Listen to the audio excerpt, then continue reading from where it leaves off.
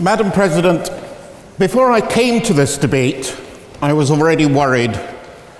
I was slightly troubled because, if you'll forgive me, gentlemen, I thought, oh my God, I'm going to be one of 3 elderly white men speaking against our friends here, and that troubled me. But during the debate, I'd become even more troubled, and I'd become troubled because I think we've been hearing a phenomenal amount of emotion when what I thought we were here for was to debate in a cold, clear, and solemn way the question of reparations. Are they or are they not a practical policy? And my answer to that slogan up there is that yes, we do all speak for you.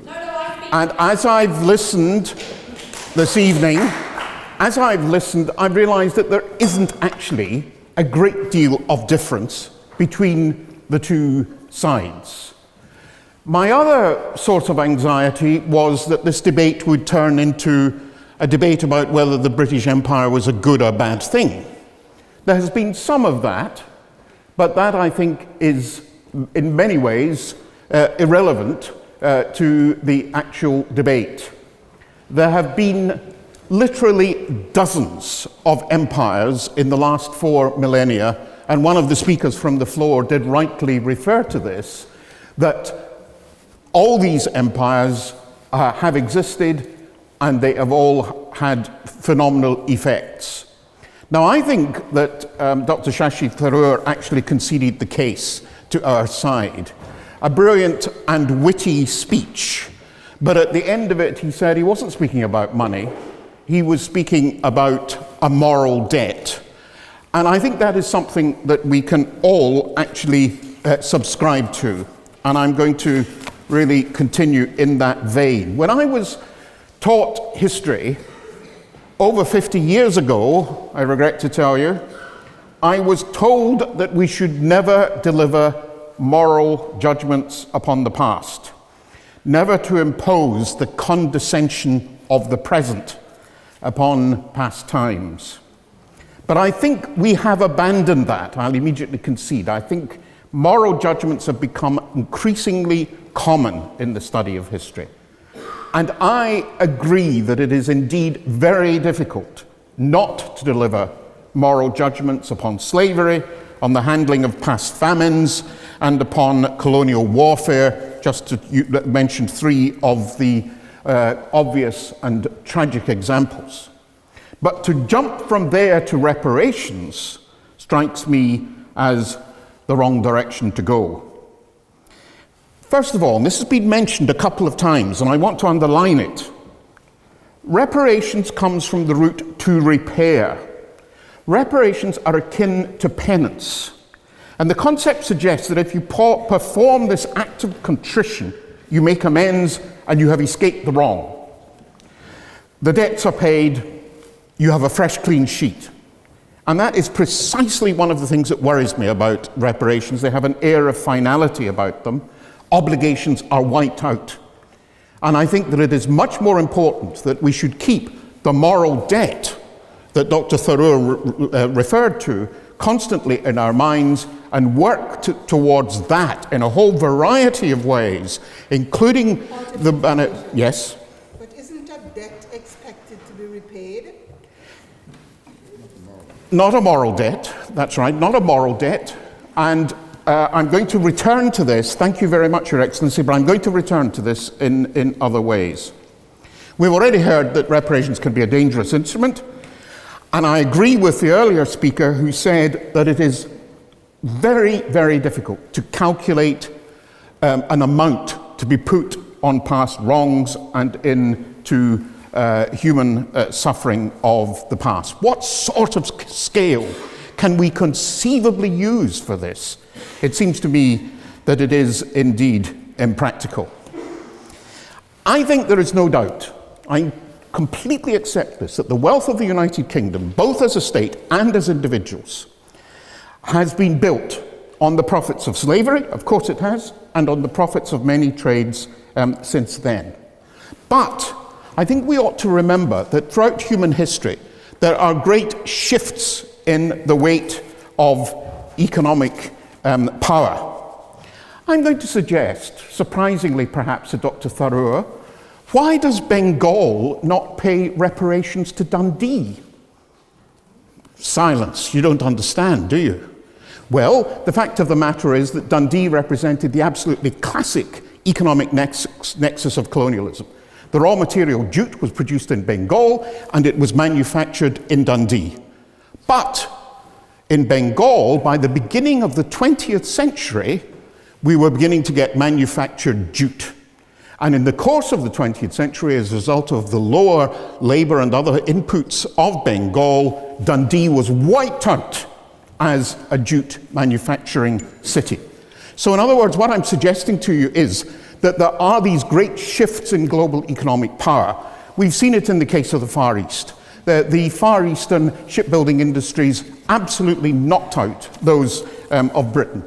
To take a small example, cultivated pearls in China and Japan destroyed the pearl fisheries of Sri Lanka and of the Gulf. There are great shifts in economic power, as I've said. I would agree with those who've said that there is a significant difference between individual cases, like the Mau Mau prisoners, like the Chagos Islanders, for example, to whom I think a great wrong has been done. These are individual cases. But to take something as problematic as these economic difficulties strikes me as being much more of a problem. And I'm surprised in a way, I know we're talking about Britain, but I'm surprised in a way that nobody has mentioned Italian reparations to Libya. I have mentioned it. Oh, I beg your pardon. Italian reparations to Libya were organized in 2008 by Silvio Berlusconi, whose very name causes a smile of contempt to come over all our faces, and Muammar Gaddafi. They were entirely self-interested. On the one hand, what did Italy want? It wanted contracts for major schemes within Libya. And Libya wanted, of course, to sell its oil and gas. But worse, Italy was determined to try to stop what it regarded as the illegal flow of migrants out of Libya, thereby, you could argue, denying their human rights. In other words, this whole business of reparations, when we have seen it happen, has been highly problematic. The Italian concept of reparations to Libya has gone by the wayside. And we've seen the problem of migrants, of course, getting larger and larger. Western intervention in Libya meant the end of Gaddafi. And I think that's one of my problems with reparations. Reparations are always going to be phased. And when reparations are phased, the circumstances are going to change. They're going to be self-interested, and the circumstances are going to change rapidly over time. And as in the Italian-Libyan case, it ends up as a dead letter in any case. Okay. Doesn't it also end up as a dead letter when Italy, alongside Britain and France and the US, through NATO, collaborate to destroy Libya and to empower a regime that has terrorized the country and made a whole destabilizing impact on the whole North African region? I mean, they destroyed Libya in 2011. How can you speak about reparations? I entirely agree with what you've just said. I entirely agree. What I'm pointing out is that wherever you do have a question of reparations, you end up with this quick-moving situation. Of course, Western intervention was highly dubious. But look what happened to the whole reparations thing. They became a dead letter. I shall finish. I probably agree with you. Yeah, I entirely agree. I entirely agree. But just let me wind up briefly by saying I do think there's a great deal more agreement between the two sides. And really the point at issue that I would stress when you come to vote is that you must consider whether reparations are a practical policy. I started with a reference to Scotland. I very nearly came in a kilt, but it wouldn't reach me anyway, so I couldn't get it on. and just to prove that there are different tribes within this country. And I'm going to end with Scotland. Scotland started to become a colony of England in the 13th century. Scotland, like Ireland, has indulged in various acts of resistance to English colonialism.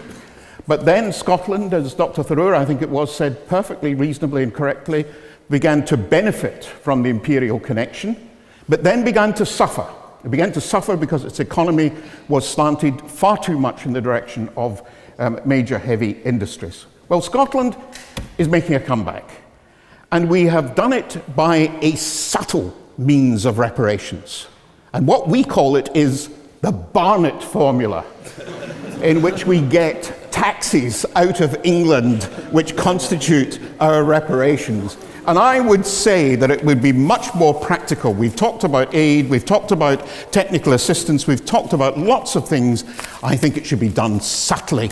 I think it should be done by a series of international Barnett formulas. Thank you.